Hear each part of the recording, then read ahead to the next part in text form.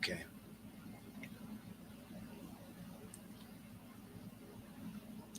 Recording in progress. All right, away we go. Welcome, everybody. This is the Profitable Real Estate Agent Plan.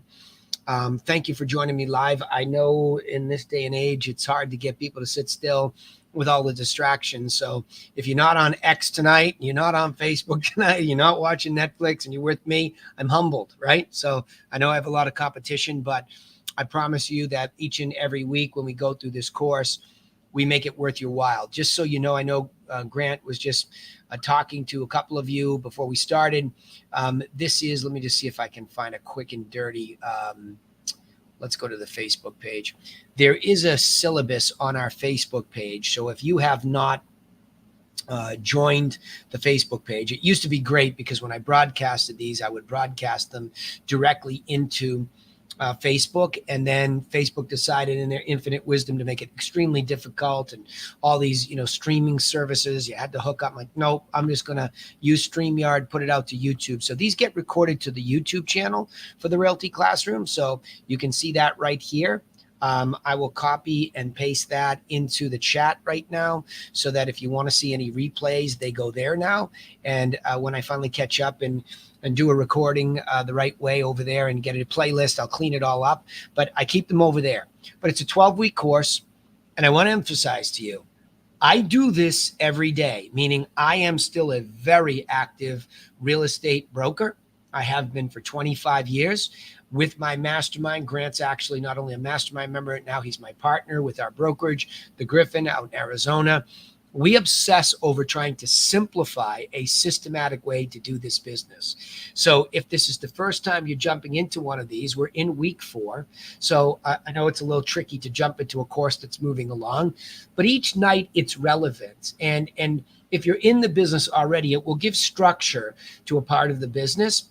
But the way we see it philosophically, and I'll actually show it to you here, right?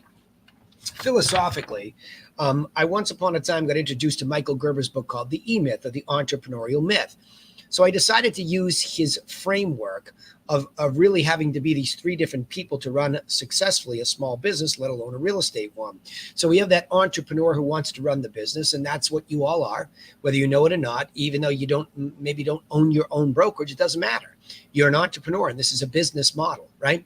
The second thing is strategic planning is the work of the manager. And that's the thing that's missing in a big way in this industry. Take it from a guy who started as a top producer early and often. I was at Realty Executives early in my career, and I was very quickly number 11 in their system out of about 17,000 people. And I felt that it was too easy and something wasn't right. And I also saw that there were a lot of people that were just sort of discombobulated. And so I started to realize, wow, this is a business that needs a business plan, and there isn't one.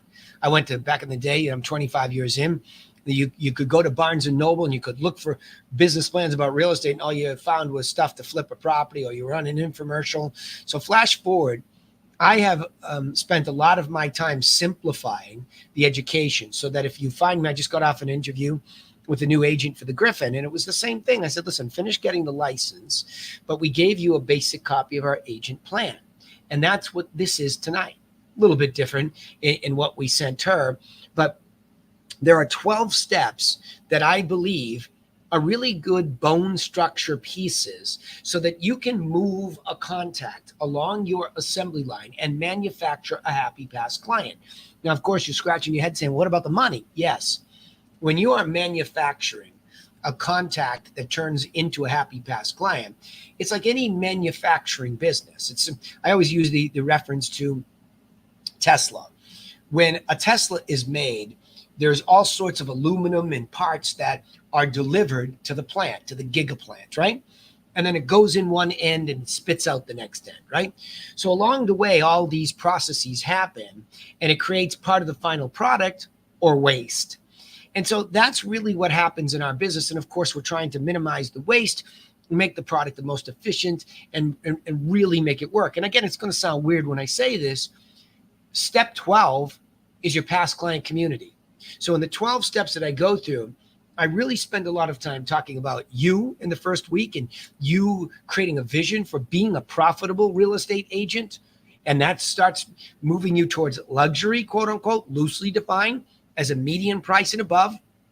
And so if I don't get your mindset right there, well, then you'll say, oh, no, I'm just going to do rentals to start. Or, oh, no, I could never do luxury. And you talk yourself out of being a profitable real estate agent. So mindset is the first thing we talk about. Then that mindset, as it's being practiced, needs to have a gross commission income target that's a crooked number, not a 20,000, 50,000, 100. No, 21, 232, 57, 689. The brain and the way that it works, when it sets a goal and a target, in this case, it's just the top line goal, right? It's the gross commission that would come into your brokerage and then be split up with you. It's a crooked number that says to the brain, that's what we want. Even if we don't know today how we're going to get it, that's what we want. And then the brain triggers this incredible resourcefulness. The book that I recommended in that week where we talk about mindset is called Psycho-Cybernetics.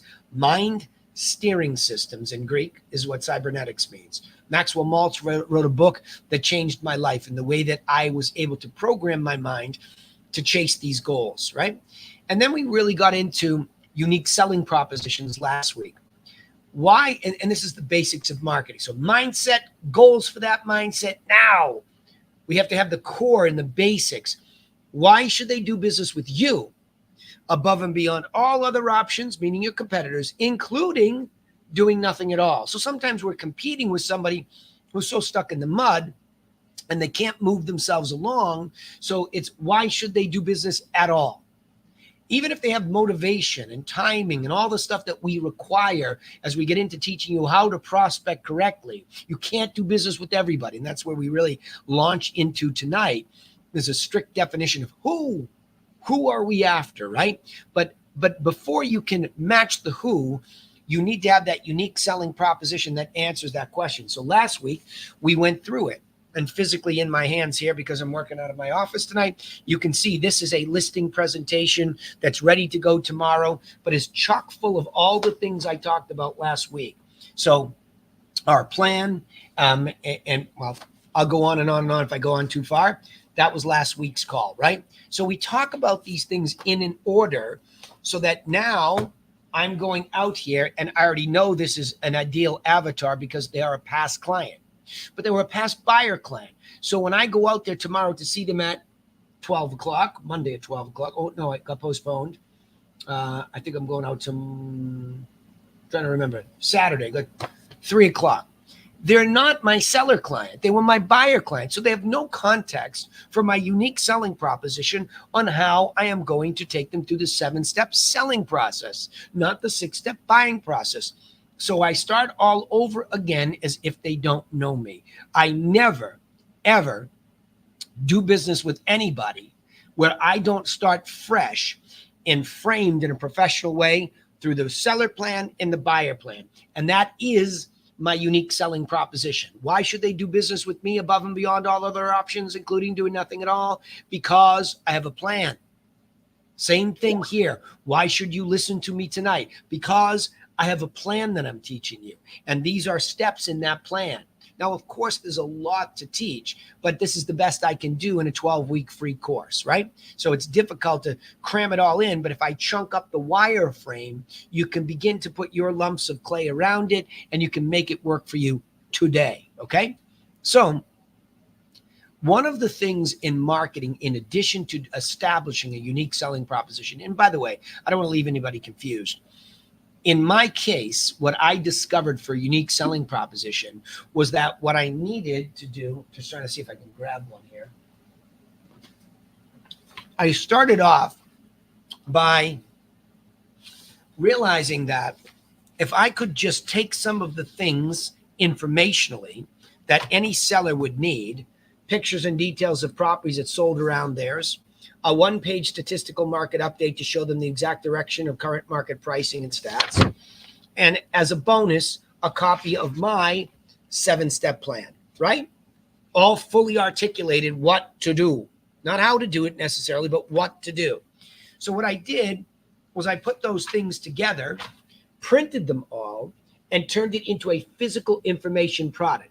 That became really the core and fundamental foundational piece of my unique selling proposition. Sometimes when you look at USPs and you're learning about it, you think that that might be it. No, it's me doing all that, curating it, organizing it, productizing it, delivering it to you. And then the upsell is if I can come to your home, I can tell you what to do and what not to do based on the plan. And I'll do an analysis of all of the properties that I sent you, which looks like this. I like to be visual, right? That one there, little spreadsheet, right? Skill set we teach. And so what happens is now I can come out and tell you what to do and what not to do to get top dollar. Like, yes, rip up the carpets. No, don't change out the kitchen, that type of stuff. And once I do the analysis, I can tell you where I think you're going to be, and I'll do a net sheet before you ever hire me so that you can plan on what you're going to do with the money. Well, that really sets up the entirety of the professionalized way that I do business. So you see what I'm saying? In week 3, I've established mindset. I've set a clear target goal that's a healthy top line for my business. I've determined what I'm going to give away as far as information and insight. Now, who's ideal? Because one of the things I've realized is over time, I cannot do business with everybody. I tried. I'll tell you, Grant, I tried, right? When I first got into, this business 25 years ago, I had 2 little kids at home. Now I have 5, right? And so that's how long ago it was. 2 little kids at home and a failed business that I was in, a small business. It wasn't working out, and I was trying to get out of it into this. I had no choice. So my business plan was I asked the guys at Realty Executives for 2,000 business cards, right? And I told them that I would bring the lamp, which is next to me, and the Army helmet, the work ethic. And if you sneeze the words real estate together, then I was on you, right? Now, yes, it worked. Yes, I was able to hustle business, but I found myself trying to do business everywhere and anywhere. And it was much more about my hustle. Yes, I'm naturally a person for others. It's the core of my personal belief system. I was raised in college in the Jesuit teaching philosophy where it's to be a person for others. So yes, I was genuine in all of this, but man, I needed to make a living, and prospects pursued, I didn't realize, run away. So when you're on people all the time, a lot of them are not magnetically attracted to you. And that's where I began to get coaching and teaching. I was taught by people who taught me how to, number one, say, okay, hold on, excuse me. I'm having a cough drop because I'm on the tail end of COVID. So I don't want to cough all over everybody today, right? So the idea is when you're chasing people on muscle, yes, some of them will do business with you, but not necessarily becoming that product that I wanted, which was a happy Griffin at the end, a happy past client, right? I didn't really think like this. Even though I knew some basic marketing fundamentals and I was an economics major, I never really slowed down and said, but wait a minute. Avatar. What does that really mean? I've got this unique selling proposition now, but what does avatar mean? I have to match this unique selling proposition up with an avatar, which is an ideal, okay? In the marketing terms, avatar means ideal. So I'm going to get into this tonight. So let me start this slideshow here, and we'll go through this, okay? Let me just make sure it's showing on both places I'm recording. It is. We're good. Okay. So who's your avatar? Now, developing an answer to the question, who's your avatar, and I'm going to underline this and highlight it, is more essential than I ever thought it was. I know I say this each week that these are critical components, but this was one that probably changed everything to the extent that when I tell you 3 or 4 years ago, I was doing business with too many buyers versus a balanced business that should have been mostly sellers. And most of them were below the median price in my area, right? So that's not a profitable plan. So that's why we collide into it right now as the opposite of what I'm teaching now inside the profitable plan, what I learned. And it turns out that this is probably one of the most pivotal things that can slip by you very easily, okay? So a marketing avatar is a fictional representation of the ideal customer. Okay. Yes, it's fictional because you have to start with this ideal, just like your GCI goal is fictional. It's just a number that you pick. Now, I counsel you to pick that number based on what's realistic, but stretched a wee bit, not ridiculous. I've had people, I remember when I was teaching and I had somebody come up to me at a conference and they were all hyped up. And I said, great. What's your goal? What's your GCI? $1 million. Wow. That's a pretty big number. I coach a lot of teams and people that don't even do that. Where are you at now? Oh, I just got my license. It's like, what?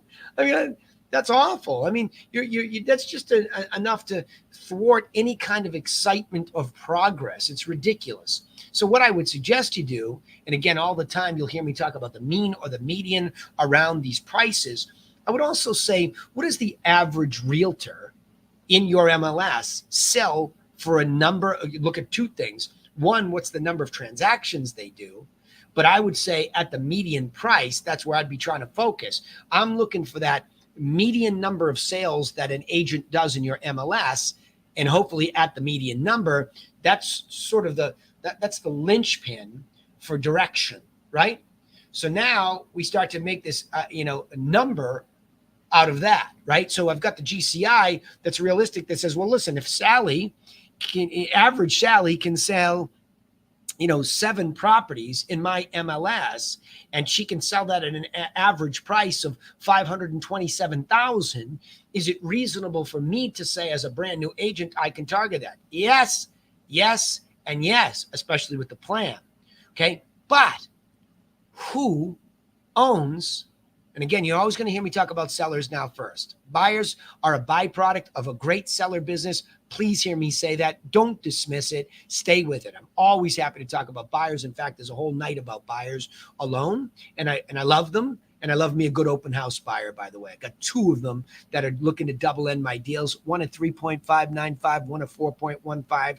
Yes, I have to pinch myself when I say that, because it was only 3 or 4 years ago, I was to the left of the median, and that wouldn't be a discussion. All because of the unique selling proposition matched up with the right avatar, right? So we've got this fictional person who's at least median, owns a median house in the area within which you want to be there, right? That's it. You can just start there. It's an MLS thing. You pay for MLS, go in and use the dang stats and start to figure out that this person monetarily is this, okay? Now, of course, there's a lot more to it, so let's keep going. It's a detailed description of a hypothetical customer that represents your target audience. So again, yes, we have this GCI goal, but when we really look at it, and by the way, when we set that GCI goal in week 2, we do some very basic math. So what we did was, I think at that time we took something like 101,523. And then we figured out what the median sale was. And we figured out what a reasonable commission was that we could achieve on one side, the listing side. And then we divided that in and we got a number of transactions. And it was just so crazy doable, especially if you're in an area where the average and median price is high anyway. So we had used Seattle when we did that. It was stunning. It was like 2 to 3 deals a year to hit some of these nice part-time deals. And of course, then it becomes reasonable to get to 100 and 250, right? So depending on where you're at in your career, it's all modular, but it was based off of that target audience, one at a time, one median listing in the area within which you prefer to go. Like, for example, when I was joking with Grant early on when we started the call, I thought I was going to do all of Cape Cod when I first started. Well, if you look at, just go Google Map it. To go from Provincetown, which is the very tip of Cape Cod, all the way down to Woods Hole, which is famous for the oceanographic school down there, right? If you Googled the ride from tip to tail that way, it takes me less time to leave Osterville, where I'm sitting tonight, and get to Boston. So it's just, geographically, I was just way off, because my target audience was anybody who wanted to buy a house or sell a house in that order. Right. And so I would go anywhere. Not that I wouldn't go far and wide for the right kind of listing right now, but it's much more targeted towards luxury, waterfront, water view dock on Cape Cod, downtown Boston, luxury condos. So yes, this is a malleable, changeable thing over time as your career goes. But the core is pick the area. And I did this when I made Cape Cod smaller. I said, okay, I'm going to shrink Cape Cod down to the town of Barnstable. And if I showed you the town of Barnstable, it's 60 square miles. It's a big place. And it's not a really dense population like a city, but it's 60 square miles, 7 villages. And I was trying to do all of them. And I kept ending up in Hyannis, the lowest end, well below the median. And I kept ignoring where I'm sitting now. Talk about manifest. I'm selling I moved 6-7 years ago into the Avatar. I didn't just decide I was going to do this and talk about it. I actually moved my entire office here, bought the building, changed the brand, just put a high-end coffee shop downstairs. I really obsess over this stuff to try to really polish this concept of moving into the business I really want to be in, right? But it all started with an average of 577. I can remember the day, the first time I really zeroed in on the town of Barnstable, and I saw a 577 average was very doable for all of Cape. So why not in a village where there was plenty of luxury, right? So it was hypothetical, yes, but it was rooted in what I wanted. And I knew it existed. So it's not like this completely fake thing that's not based in data. It was, right? So an avatar helps you understand your audience's needs, wants, and desires, right? So you can really go wild with an avatar description. I'll digress into it for you, but I will say what I've already said so far tonight is good enough to get you started. And I mean, well, good enough, because it's monetary and geographically focused, and it's focused on avatar as seller. Because in this business, we have as the basic avatar categories, we have a seller and we have a buyer. We're not even to the type of human. Now, you can have some fun with the type of human that you're really into. And when I first did this exercise, I know exactly who it is because he had come in through some of my marketing, and his name was Joe Radigan. And so Joe Radigan, I can think of him to this day. See how quickly I can come up with his name? Of all the hundreds of people I've served, I remember Joe Radigan when I first did this, and now it's got to be a good 6-8 years ago, I would say. Maybe even 10 since Joe Radigan came in, but I wrote him down. And why did I like Joe? Joe was a professional all his career. He had money. He in his case, he was a buyer. So I started with the buy side because that was back when I was making the shift. Now he's obviously the seller, but he had money. He was smart and professional in his career. In his case, he was retiring. So I knew really that the move mattered to me and this, I'm going to get into the why he was moving, right? But he just fit the bill. So I wrote him down. And that made my reticular activator and my subconscious try to be resourceful to try to attract those people. But in that case, I had sold Joe the waterfront property. And then I said to myself, well, why don't I have that listing? How did that person get that listing? And that's where the gear shift started, where I led with the listings and would attract the Joe Radigans of the world. But that hypothetical Joe Radigan who I was trying to clone, he could still fit the bill. Now, I advanced more so in time to a very particular married couple that they were both professional in their career because I needed them both to understand that I had an organized approach that was different from just gunslinging and muscling through. So my avatar over time has changed because it's also what I want too. Who do I prefer to work with? Because that makes my life more enjoyable, not who I have to. Because in the beginning, with the lack of the model I had, I was doing business with people that I didn't want to, but because of the model, I had to, right? I mean, people that would, and it actually really screwed me up during I'll give you some very specific examples. When I was being coached, I had some good coaching in the beginning, but then when the recession hit in 2009, really specifically when things went sideways, and it was a little bit before then when things were cooling off, we were chasing distress sales and distress sale buyers. So every person that was up on the internet looking for these steals and these deals, they were coming in and we would have to deal with these leads and convert them. It had nothing to do with the listings I had been getting before, but they had been expensive because I never really thought through the marketing. So I was running a $7,000 ad a month. I know enough to choke a horse, right? $7,000 ad a month, but I had a pretty good team by when I started spending that to attract sellers, and that had worked. But then the internet comes along and everybody gets sucked into getting these buyers. Next thing I know, I'm not even getting the good listings. I can't afford to do both, so I'm cheating to this other side, and I'm selling properties to people who are questioning, oh yeah, you're making a lot of money off me. That's all I would hear. There was no appreciation for the fact, well, wait a minute, I just helped you steal this house and I educated you. It was just lost on them. That's why Avatar mattered to me. It mattered. How demoralizing to go out there and do something super well, love your craft, being a person for others. A lot of fulfillment was built into this for me. And yet that's how people were talking to me. And then if I did list a house, my gosh, they were so cost conscious that even if I was expressing, my 7-step system, which was, it was really in its rudimentary stages back then, it was just lost on them. So I needed somebody with an education background who could at least understand this. Not that what I did with my unique selling proposition was make it too complicated. In fact, I pride myself on telling you what I'm going to teach you in this course and what I teach a seller or buyer should be about 5th to 7th grade level. That's it. So although over time, I loved doing business with MBAs, PhDs, MDs, professional entrepreneurs, right? Although I loved that more and more, and I felt like they were my people because we shared a lot, it wasn't necessary to be in a complicated situation with them. In fact, most of these people that we send this off to, we have a gentleman that's looking at $8 to $12 million properties. We just sent him something that's probably 5th grade level, right? And hopefully what it does is it brings his angst down because he's a math whiz. He's not a real estate whiz. I am. So I want him to have the basics, right?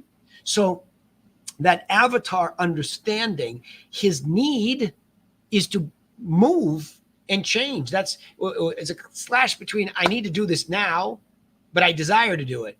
And I want to know how to find the best deal because, he called about 15 different realtors direct. I don't know what he was thinking he was going to get out of direct because it wasn't really like, oh, I can knuckle somebody down because it doesn't need to do that, right? And so now when he met me, it's like, okay, I get it. You're a professional. There's service. And he's getting FedEx to him as we speak, the buyer plan. So this Avatar and the way that we connect them with the unique selling proposition, and hopefully it lands and is a perfect match, that's what this all is, right? So by knowing your avatar, you can create more targeted and effective marketing strategies. That's the whole point I just said, right? Is that I know when this stuff arrives, people are going to appreciate that I curated the information, okay? So my marketing package is a compilation of curation. What does that mean? That means think like an art dealer. Art dealer said, I'm going to open up an art gallery. And they open up the building and there's nothing on the walls. Well, they have to go out into the world of artists, find art, curate it, meaning, hey, listen, I'll sell your stuff for commission. You're going to give me 5 of these, 6 of those, and we're going to put it in my art gallery. So they go out in the world, they curate this art, and they organize it in their gallery, okay? Now, for them, it's easy, it's physical. So I just said, okay, let's make my stuff physical. So what am I curating? I'm curating statistics on how the market is, because that's what they all want to know.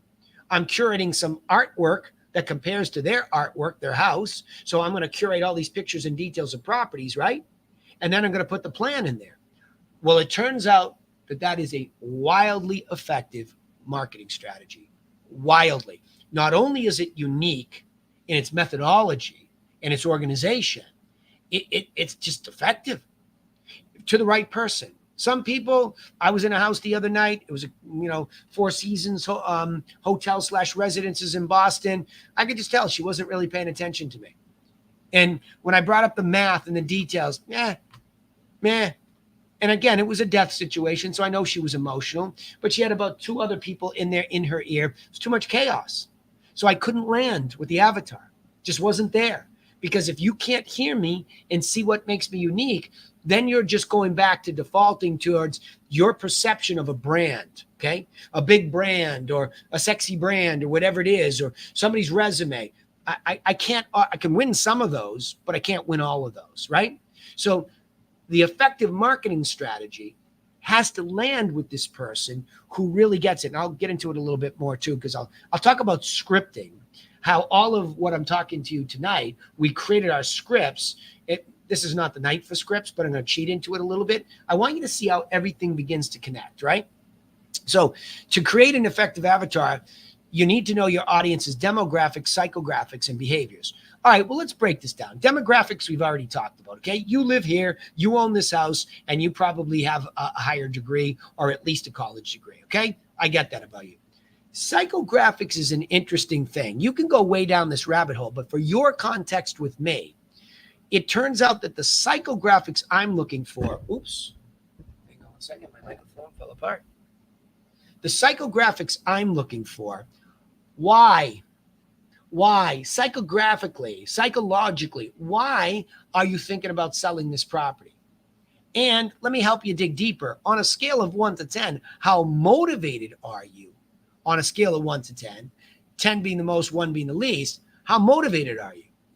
Because it turns out not only do you need to own that property at the median above in the geography, but you better have a why you want to sell it and a high motivation to do so soon. Otherwise, you're not my avatar, okay? And we don't think about, oh, you better be looking to sell in 30 days. No, I'm talking 12 months. Like you have to see your vision. I have a why, I'm downsizing, upsizing, somebody's died, job transfer, whatever, a real why. And inside that 12 months, you can see yourself being highly motivated at about a 9 to 10. If you're not a 9 to 10, then you just not motivated enough, and I have to figure out why. Because I can't let you into my follow-up system and world where we're going to really help you once you get into that club of prospects, not leads. You get out of there and into the prospects club. I need to know that psychographically you're a fit, or all of that's going to go for naught, and we're going to waste our time, right? So you can gather information about your audience through surveys, social media, and market. But again, this is a generic discussion about the avatar. What's the greatest thing we have, folks, in our business? The multiple listing service. It tells you everybody who sold, everybody who tried to sell. There is so much information about your avatar potential right in the MLS that you pay for, and I bet you've never really gotten curious, right?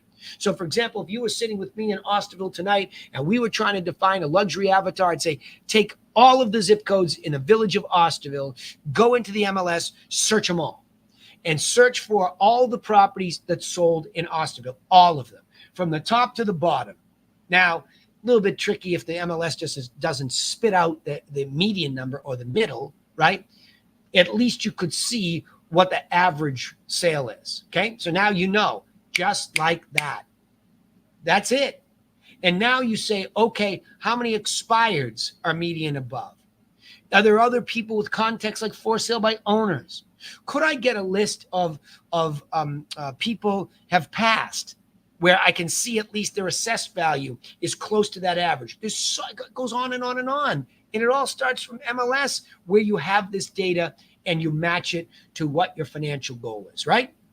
So the pro tips would be start median price, right? Start with the median price and above for your demographics, okay? For psychographics, like I said, your avatar definition must include a real why they want to move and a high motivation on a scale of 9 to 10. 1 to 10. Let me talk about that for a second. Where does that come from? There's a book called The Ultimate Question 2.0 by Fred Reichheld, okay? And Fred wrote this book. And it's a framework for asking somebody how likely they are to refer you. So it's really a look back on how the business does, right? And it's incredibly psychologically powerful because it gives the person a framework within which to more deeply answer.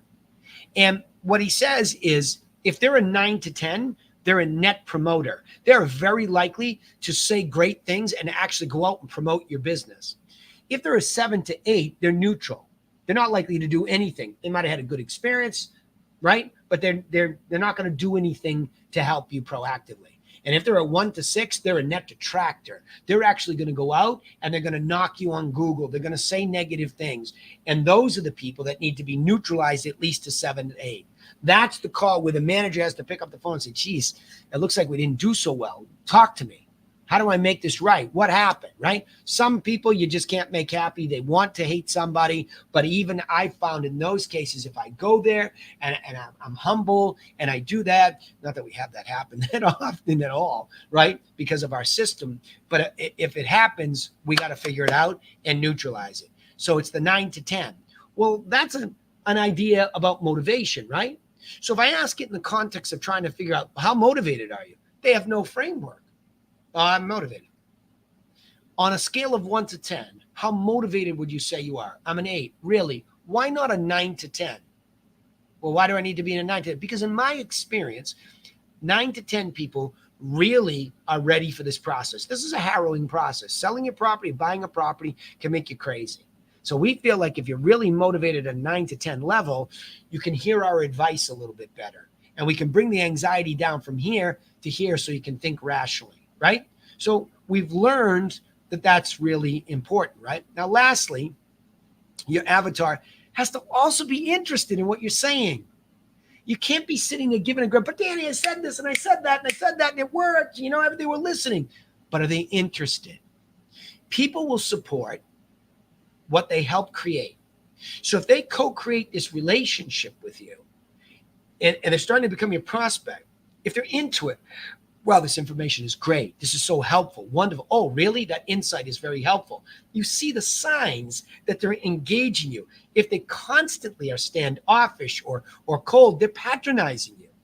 That's when you have to call them out and say, listen, I don't want to be a pest, but I also don't want to miss the opportunity to do business with you.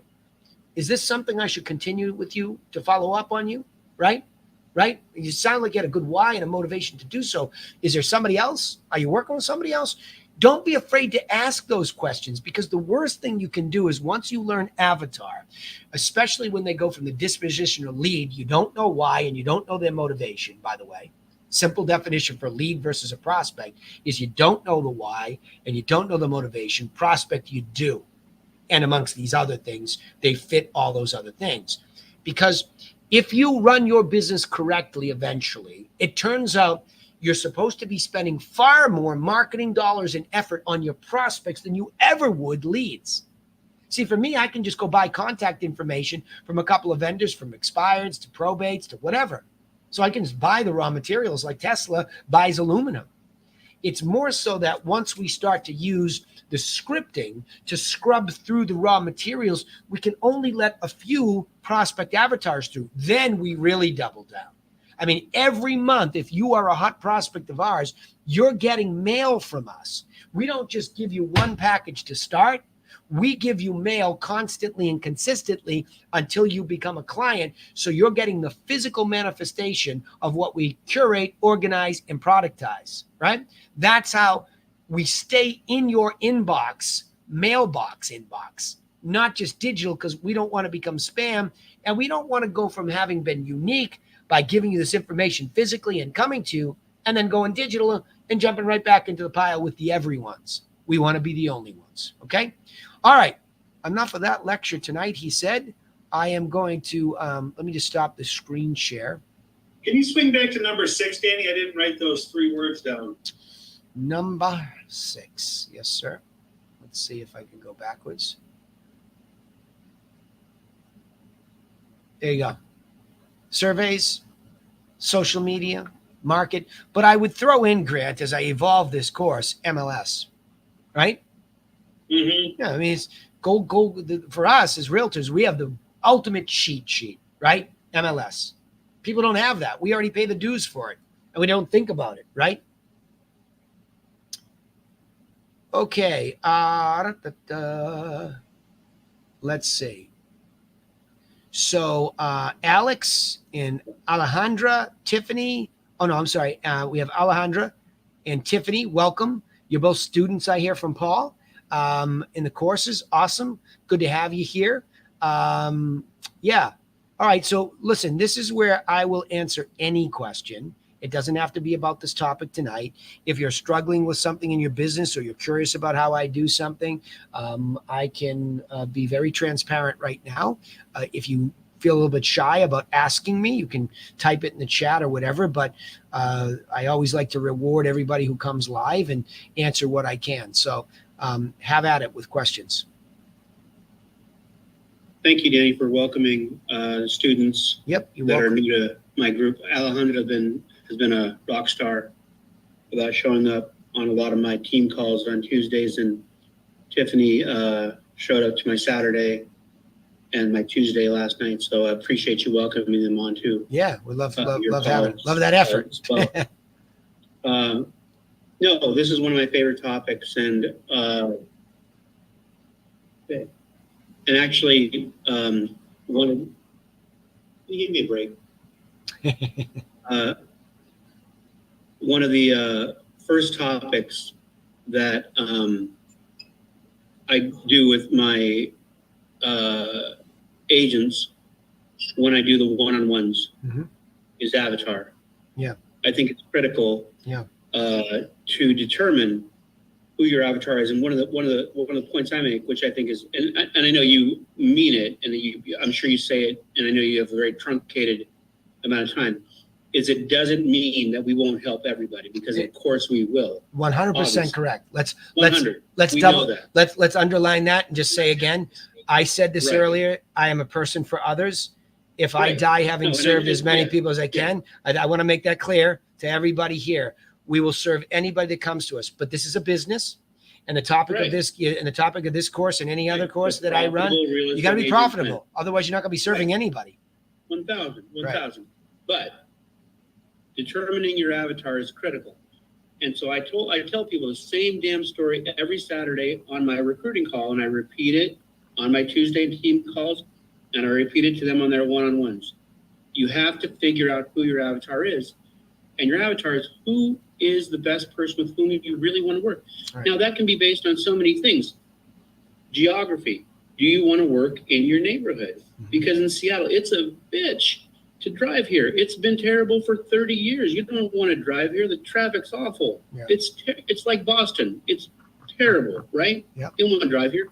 So I chose my neighborhood. Who did I want to work with at 29? Senior citizens. Yeah. I love old people. Right. They listen, right? They do.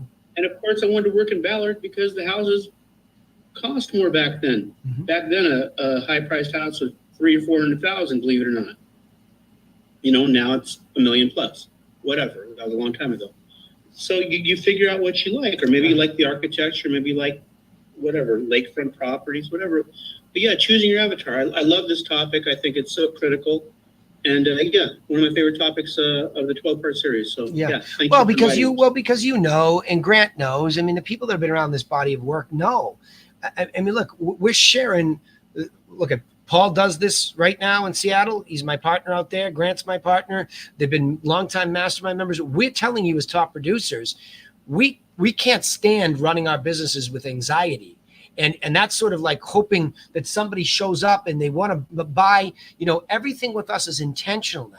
It's intentional to go after the better business. It's intentional to give the best offer we can to these people. And that brings the anxiety down, and you stop running this business just haphazardly.